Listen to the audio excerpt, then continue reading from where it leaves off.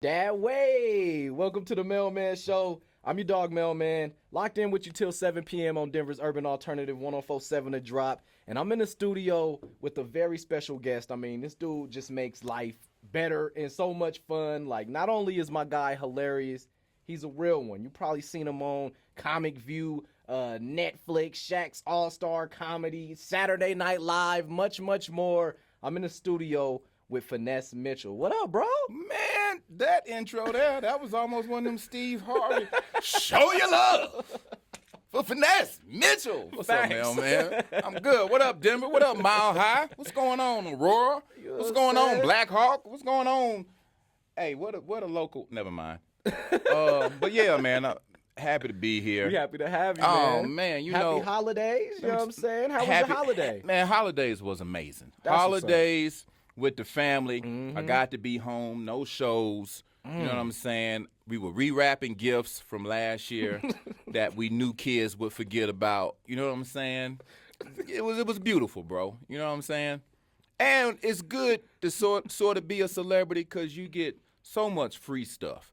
Like you can't imagine how much free Ciroc I'm getting all of a That's what sudden. I'm talking about. I mean, like, what? You would think Diddy is in trouble. So that, wow, yo, you wildin'. So that means you brought me my gift that you brought me. You rewrapped it and you brought it, right?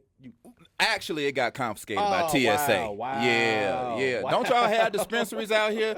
Our LA greenery ain't no better than y'all Denver greenery, I'm sure. You got me smuggling stuff for you, and I barely Look, know hey, you. We gonna move on. You know what I'm Okay, saying? all right, You all are right. the gift. We happy that you here. The fact that you in the studio is the gift. And thank you for dropping by. But talk to me, man. So like, we about to go into a whole new year. Yes. You know what I'm saying? And I want to make sure people, start their new year off right. Your Christmas about was you, dope. Though? You know, I want to know how It you ain't about feeling me. mentally, physically, emotionally. How are you You know feeling? what? I respect that. I gotta check in with you. That mental part, I Right. respect that. Yeah.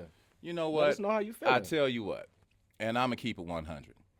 Who say you can't be happier when you leave a wife and kids for a weekend?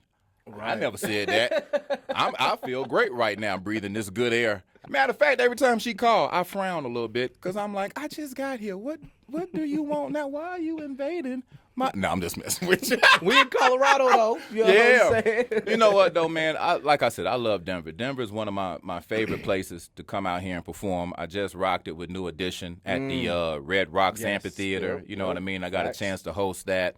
And I was almost in the group, but I ain't gonna say Michael Bivins is a hater. But you know what I mean? But they know Bobby can't make all the dates, and I know the routine. But so anyway, they said no to that, and so now I'm just here at the Improv. And what I was getting ready to say to you is that I want to make sure people's mental is dope. Right. Is I like to give them that release and that separation from bills and anxiety and Right, stress right. by just coming out and laughing. You know what I mean? Like we about to go into the new year. I'm probably about to be one of the last acts at the Denver Improv this weekend before 2025 coming up. And it's a lot of good stuff and a lot of bad stuff going on. And then personally, people deal with a lot of stuff. So, comedy is always the best medicine for a lot of things. Yeah. You know what I mean? Because you start quoting jokes all throughout the week that you heard, which immediately take you back to a good feeling, a good space, a good headspace. And I'm an OG. I'm an OG triple in this game now. Facts. You know what I mean? Comic View, way back in '99, SNL.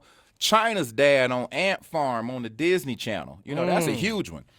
I never thought, and God rest his soul, I never thought that this would pan out the way he told me it would, but it did. The late Bob Saget, who I used to work with a lot, said, hey, man, stop knocking that kids show on the Disney Channel. Right. Because people know me from Full House. They didn't know me before that. Right. But the kids that watch that show, they all come see me live. And when they see me live, they didn't know I was this dirty and this blue as a comic. Right. And it has nothing to do with being that dad on that show. Right. Well, that's the same with me, like being a Disney dad, which I hated at the time. Because come on, man. You see the product here. I get it. I get it. This is leading man stuff right here. You know what I'm saying? I don't know who the gatekeepers are. Cat Williams made a reference to it, but I should have been chasing somebody down the street with a gun next to a co-star a long time ago.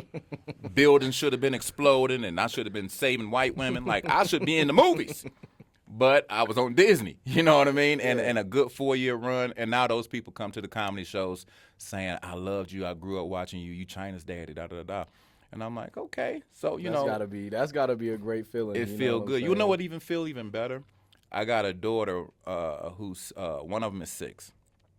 I just started letting her watch Ant Farm. She did not, only because she saw China McClain in something called The Descendants or something, some big Disney show where, movie. Where everybody's singing, and she was just obsessed with China. I said, you know your daddy know her, right?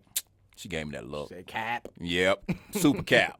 Like, why you 6 and you know Cap and sus and words like that? You go to private school. What is going on? Anyway, next thing I know, I put it on, and now she just look at me totally different. Like, she thought I was just leaving every weekend. She didn't think I was telling jokes. You know, like, so. Daddy leaving. For me, but now she realized, yo, yeah, you the real deal, Dad. Yeah, and that's very interesting because, like, for me, like, you know, of course, I think I'm kind of funny. I could make a couple people laugh here and there, but to, like, do it professionally and do it, you know, in front of dozens and hundreds and sometimes thousands of people, like, at what point do you realize, like, I'm that funny? Like, I can take this on a professional run, like, at what moment does it click? Like, I'm a real comedian, and this is what I want to do. I don't know. I think the difference between, like, telling people you funny right than actually putting in the work is 2 different things. Everybody in the barbershop funny. Right. A lot of people at church funny. Yo, pastor funny if he any good. I've had so many pastors come up to me and say they love comedy, but they also watch comedians' cadence and timing because it's all about rocking a crowd, to be honest with you. But to do the work is different, man. To say I'm going to go to open mic night and I'm going to get 3 minutes together, I'm going to go talk to the manager, I'm going to go talk to Chris Gottlieb over there at the Improv and say, when is open mic night? I want to try it.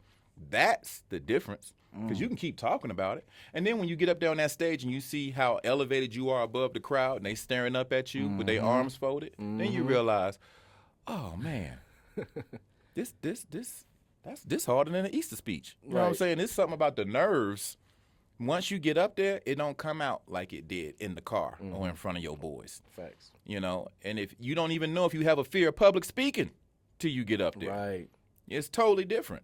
And so once you get up there and you go a full year of going back and going back and going back, that's when you know you might be serious, and even if you're funny or not. Because you can learn to be funny. Right. You grow into who you are. Because most people, when they get up there and they start doing comedy, they somebody else for the first 2-3 years. You your favorite comic. Yeah, if Deion Cole your favorite comic, you going to sound just like Deion Cole. If Gary Owen your favorite comedian, you going to sound just like him. You going to sound like Pryor and Eddie Murphy. And, you know, and people know. People in the game know who you mimicking, but you don't know. You just think you're up there being funny. Right. And that's different from being a joke thief. A joke thief is just doing somebody's material. Right. But having somebody's mannerisms and sounding like Bernie and moving like Bernie, you just up there having a good time. Yeah. But there's other people out there watching you in the back of the room saying, he doing Bernie. Right. You know what I mean? Yeah. So, yeah, man. But it's paying homage, you know what I'm saying? For me, I've been in the game over 25 years. So, you know, to be able to only do this or to, you know, never have a side hustle other than real estate and stuff I want to do. You know what I mean? That's when you know, like, yo, man, I know I'm good at it, you know? And people don't like the name Finesse. I had haters. I still have them. You can't be handsome and be named Finesse. That's 2 things to hate you for. You know what I'm saying? So, you know. And you know what I'm saying? Talk about, like, touring with people like Tisha Campbell. Man, shout out to the OG triple Tisha Campbell. I almost got her to come here to Denver with me. She came to me, and this is real, this is facts, no cap. She came to me and said, hey, I want to do stand-up comedy. We have the same agent. My agent said that you are probably the most professional and one of the funniest and dopest guys to do this. Now, mind you, we had already worked together on a show called Outmatched. We were on Fox for a year before COVID hit, and they took the show off because nobody knew what COVID was. But and then we already knew we had chemistry and we already had the relationship. But I told her, I said, Tisha, let me tell you something. you can talk about Martin all you want to. Them people want you to be funny Right. if it's stand up. And but then it was a great fit. We've done about 4 cities. We're on a tour called Damn Gina, and I am teaching her stand up as she is learning who she is. Right. But it's already accelerated, It's bro. popping. It's popping. It's accelerated. The lines are long. She got real fans. I got Finesse in town fans. Tisha got Tisha Campbell Cumming fans. We love it. She got pre-sale fans. Let's backpedal a little bit. Can Okay. you talk about being in the game for 25 years? You talk about, Comic View and even touring with Tisha Campbell. Like, what would you say is your greatest achievement or a highlight, a very high point that you were just so proud of in your career? Oh man, the first movie I booked was Who's Your Caddy, and there's a love golf that movie with Big Boy Yes, and yes, I love Faison that and movie. Sherry Shepherd and all those people. Right. And I was happy to get that movie. You know what I Yeah. mean? I was happy to be a part of that ensemble. And to this day, people walk up to me and say, the potato salad was a forgery. You know what I mean? Where your dreadlocks? I'd be like, that was a wig. You know what I mean? But That's wild. that was my biggest moment outside of getting SNL. SNL was one of those things where Tracy Yeah. Morgan was leaving and they was looking for the new black guy. So to even just be considered, it was me and Kenan Thompson, and Kenan Thompson is still there. Right. And I'm glad you brought up this because Saturday Night Live is doing their 50th anniversary. Been on TV for 50 years, bro. That's wild. And we're having a big party in February and a big special, so we all coming back, and it's going to be a reunion. But me and Keenan was there in 2023. No, in 2020. No, 2003. Let me make yeah, this that's- math. 2003. Yeah, that's 21 years ago. Yeah, man. So, and I remember him saying, we're going to do 4 years. We're going to treat it like college. I was like, okay, cool. Right. And then 3.5 years, I was off the show, and he's still on the show. So I don't know what college he went to, what courses he took. He is getting his doctorate, PhD, master's. He worked there. He custodian. He Went lived to the there. league, the NBA. Yes. But yeah, man. So those two things, my first movie and then Saturday Night Live. You know, those 2 highlights. And then just to every time I touch the mic, man. You know what's another highlight? I was a huge fan of Dave Chappelle. I still am. Me too. Big fan of Dave Chappelle. Fact. And in my career, I forgot what city. Oh, I was in Dayton, Ohio. And one of his good friends called me and said, hey, Dave want to pick you up tomorrow afternoon and hang out. Wow. And I was like, yeah, right. And they was like, nah, he Finesse. He loves your comedy. He want to hang out. Wow. And I was like, Dave Chappelle don't want to. You know, this was you know what I'm saying? This Yeah, is I even get- I before get you. this was even before the Chappelle show, I think. This was just like, I'm a huge fan of Dave Chappelle. Right. And so she was like, nah, he want to hang out. I was like, okay, yeah, right. And then, man, early that day, hey, man, what time should I pull up and let's go grab something to eat? Wow. When I tell you, I went shopping. I ain't know how to act, bro. I was like, I need a new shirt. Dave Chappelle, come and pick me up. And just to be around the dude and pick his brain and to realize that he was a fan, that was a big moment for me in my comedy. That dude knew who I was and wanted to hang out, and we buddies to this day. So, Bro, that's huge. Yeah. That's a super dope story. Tomorrow night, Denver Sunday night. Improv, Sunday night. Yes. We at the Improv, and if someone has never seen your acts or has never been to one of your shows, you know, what can they expect? You roasting crowd I'm members? roasting. Like, what you doing? I'm roasting. Like, you know, and the people who you roast are always the people who want to be roasted, Right. but I never pick them because I can tell they want to be You roasted. want this, huh? Nah, Yeah, getting you ain't You getting want this this smoke. smoke. You want this smoke. Man, I do hellified crowd work. You know what I mean? I'm just a natural off the dome. And then my material is crazy, and I'm about to shoot another special called Inauguration Day, where I'm talking about everybody in politics, everybody getting it. You know what I mean? But then about the relationship humor, fellas, if you need to tell your lady something, but you can't tell her because, you know, the house in her name, I'll tell her.